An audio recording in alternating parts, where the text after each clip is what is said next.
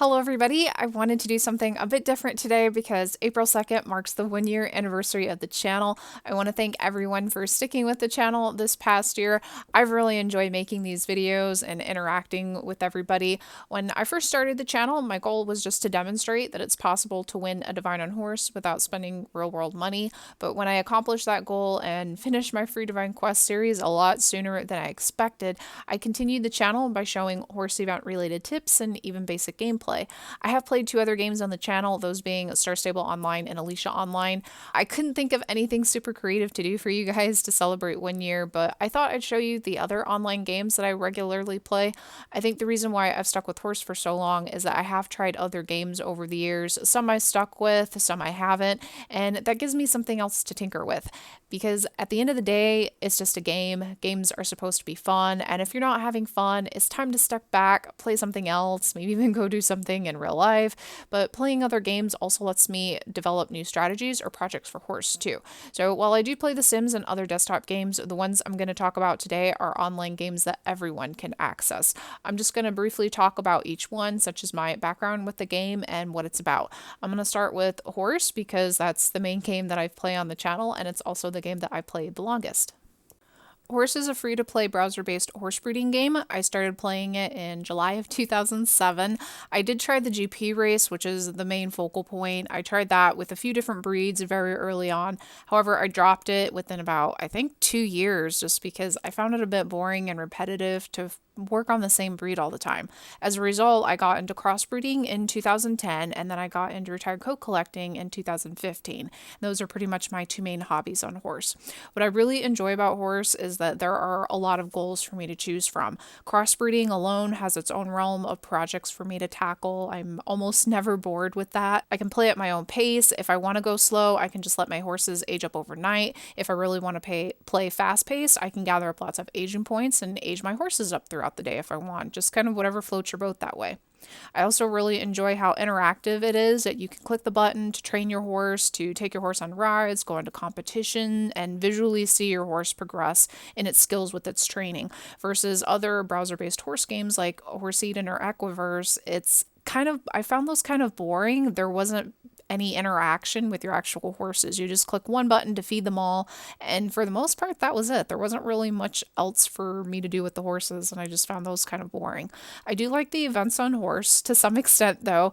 I do like all the free items that we get because when I first started playing, we didn't have the exchanges at all, and events came so few and far between that when you did get passes, you had to go and buy those items straight from the black market. But now with all the events that we have, I pretty much win all my items for free, or I can get them in the exchanges, and I can save my passes on the events. However, I do wish the events would occur a little less often than what they do. Perhaps we'd have just one event set for the entire month, or we'd have an event start on the 1st and then end on perhaps the 15th or the 20th. We'd have a couple weeks off. You can just focus on breeding horses. If you're somebody who does like to do the events and breed your horses a lot, then you'd have a few weeks off just to breed your horses if you want to. Then we can come back on the next month and start a new event. But otherwise, I find enough enjoyment on Horse that it's kept me playing for all this time, and I find the enjoyment definitely outweighs kind of some of the things on it that I wish would change, and that's why I've stuck with it all this time. Another game that I have played on the channel before is Star Stable Online. Star Stable is a pay-to-play horse and rider MMO. You can play for free up to level 5 if you want. It won't kick you out just because you reached level 5, but in order to access the story quests, to access the other areas of the game, you do need to pay a Star Rider subscription in order to get there. I started playing Star Stable in October of 2015. I watched a bunch of Let's Plays just to see if I would like the storyline enough that I would want to pay a membership for it, and I did. I liked what I saw, so I ended up buying a lifetime Star Rider membership 3 months later.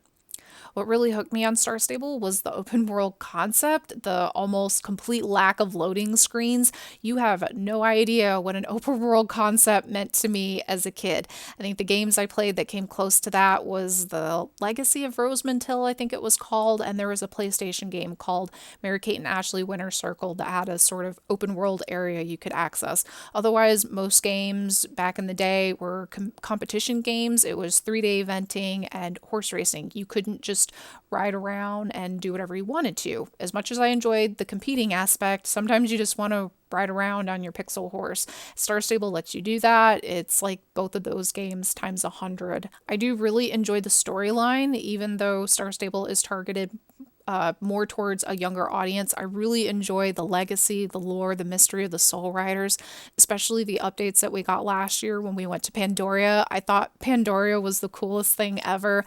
When we started finding out more about what happened to Concord, the Starbreeds, all the mess going on with Justin, I did really enjoy the main story quest updates we have last year. However, if you do like competition, racing or whatever, there is racing. You can just race by yourself if you want when you turn your horse, or you can race with the other players. Now, story quests, now that, because we mentioned that, I think the big negative for me with Star Stable is that once you hit max level, there are no story quests for you to do until there is an update with story quests. I hit max level within 3 months of playing. That means for the past 3 years, I have been living from update to update, especially as I got more familiar with the whole map in the game. It kind of lost its newness appeal to me. I don't log in that often anymore just because there's nothing for me to do. I log in once a week to check out the update if the update looks really interesting, and if there's nothing else for me to do task-wise with that update, then I don't log in until the next one. I do wish they would do something more to keep those max level players more engaged, because right now it's just not as much fun for me to play just because there's nothing to do. The third game that I played on the channel is Alicia Online. Alicia is a free-to-play horse racing MMO. I found out while watching some YouTube videos, and that I started playing it in February of 2017. If you like horse racing, then Alicia is the game for you, because that's literally all that there is to do in Alicia.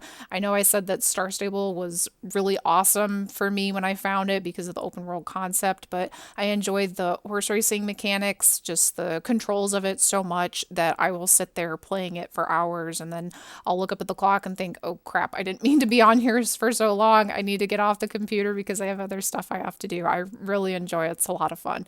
There is speed racing and magic racing in Alicia. Speed racing is just all about the speed. There is some kind of magic to it, and that there are boosters that you can get when you gather enough horseshoes. Then you can use a speed booster to get a quick speed boost, but otherwise it's just all about tactical speed.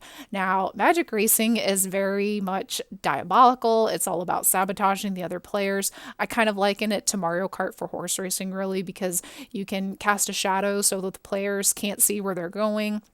You can stop them in their tracks when you hit them with a bull, or you can set them on fire with the fire dragon, and then if they can't pass it on to another player or use a shield on time, then they get knocked out because of that. There is some horse breeding in Alicia. It's quite random though in terms of the coat colors you can get. You can kind of get the coat you want if your lineages are high enough, but even then sometimes it's completely random, unfortunately. It's a bit of a grind as well in terms of getting carrots. Because breeding a horse costs a minimum of 10,000 carrots. You'll have to race for quite a while to get enough carrots to breed your horse, and then sometimes when you breed your horse, you might not get a full, and all those carrots just went down the drain and went to waste. Also, even though the game is all about horse racing, there's only about a dozen tracks, maybe a few more than that. I don't know if they're ever going to add new tracks, because the game is sort of being redeveloped, I guess you could say. The original Alicia closed a few years ago. They're bringing it back from scratch. However, due to legal reasons, they can't actually charge players any money for the game, which is great. And I think because of how they are bringing it back, I've heard that they're not going to ever add new content. I can't say that for certain, so don't quote me on that. I've just heard that they're bringing it back kind of exactly how it was. They're not going to add new content, so I don't know if they're ever going to add any tracks or not. Although I do enjoy the tracks that they do have. I just wish there might be a few more tracks, but I have a lot of fun playing Alicia, though, and I totally lose track of time while I'm playing it. The next game is a browser game I have not played on the channel before. That is Lioden.com.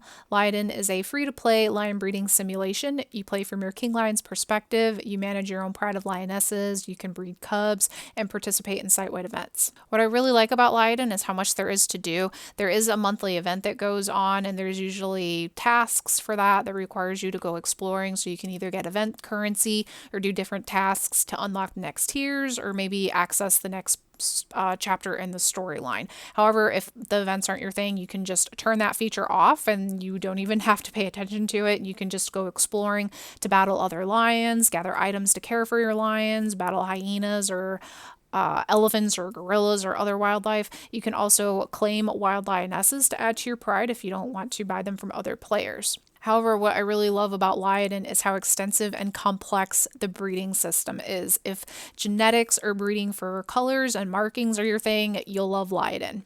Not only are there base coat colors, you have main colors, you have main shapes, you have eye color. There are also over a dozen, probably about 24 mutations maybe by now, I'm not really sure. There are also a bunch of different markings that your lions can have, and you can add more marking slots if you wish. Your lion is born with 10 free marking slots, and then you can end up buying more. You can also customize your lion's colors or markings. So usually what I do with my kings, they're born with some markings that I'm happy with, and then I think, you know what, I can add this main color or this main shape or these extra markings and my lion will look even more cool. So I'll add all these different applicators, and then I end up with this color bomb of a lion and he looks super awesome. It's just a lot of fun to customize your lions and to breed for different markings and colors. The one negative for me about Lioden is it can be a bit time consuming to care for your lions. Unfortunately, when you log in, update, or roll over your account for the day, your lions will then have to be fed and played with if their mood and their hunger is too high. It doesn't matter if you visited their page or not. Too bad. If their hunger is too high, you'll have to care for them because otherwise they could run away. And the way in which you feed and play with them is a bit inefficient. I think I don't like doing it. I actually dread if I have to feed my lions for the day just because it's a bit of a pain. And usually what I do, I let their hunger and their mood go as high as possible without them actually running away. That way I don't have to completely get their hunger all the way down to zero. Hopefully it's a system they will make a bit more efficient in the future because right now I don't like doing it. I really recommend Lioden. However, there is an age restriction on it. You have to be at least 16 years old to play, but if you're old enough, definitely check it out, especially if you really like breeding genetics type of game, because Lioden is super extensive and complex. And the last game that I'm going to talk about is Flight Rising. Flight Rising is a free-to-play dragon breeding browser simulation that also features collecting and combat. I started playing Flight Rising a month after Lioden, so that'd be March of 2017. I thought it looked really interesting because there were dragons and dragon breeding, and I really like dragons. I don't know of anybody who doesn't like dragons, to be honest. The amount of color options and gene combos are crazy amazing. They're really beautiful. Some of the dragons that I've seen players breed are just really pretty to look at. I really like some of my own dragons that I've bred too. I like the genetic system itself because it's not terribly complex to figure out. Pretty much if you want to know what your hatchling's colors are going to be, you pull out a Flight Rising color wheel, you find where parent 1 is on the wheel, where parent 2 is, and then your hatchling's colors will be somewhere between the two parents. In terms of genes and breeds, there is no heterozygous or homozygous passing of traits or anything. It's just one, your hatchling can only have either parent 1's breed or parent 2's breed, and there is a percentage chance. The players have posted percentage chance, like the passing rate of the different breeds and the different genes depending on the rarity. So the system itself is not complex to figure out, and it's one that I quite enjoy. What's nice about Flight Rising is that it doesn't take a lot of commitment. I think it takes me only about 5 minutes to do my really important dailies, which is feeding my dragons,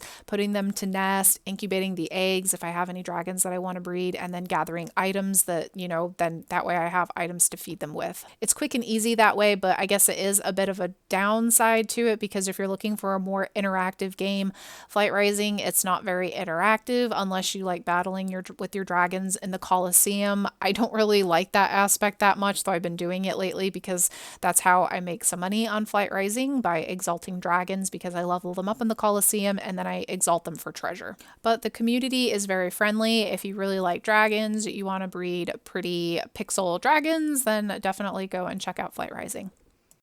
Now that you guys have seen all the games that I play, I want to thank you again so much for 1 year. I can't believe the channel is 1 year already. This experience was super memorable for me. It went by really fast, and a lot of it was just because you guys have made this quite enjoyable. I've enjoyed reading all of your comments and seeing how you've progressed on the events or different gameplays, or just hearing what your experiences on the games are. Also, if you try any of these games, let me know what you think about them, or if you play them already, let me know, and I'm sure others would be interested to hear your thoughts as well. So thank you guys again for 1 year, and I will talk to you soon. Bye.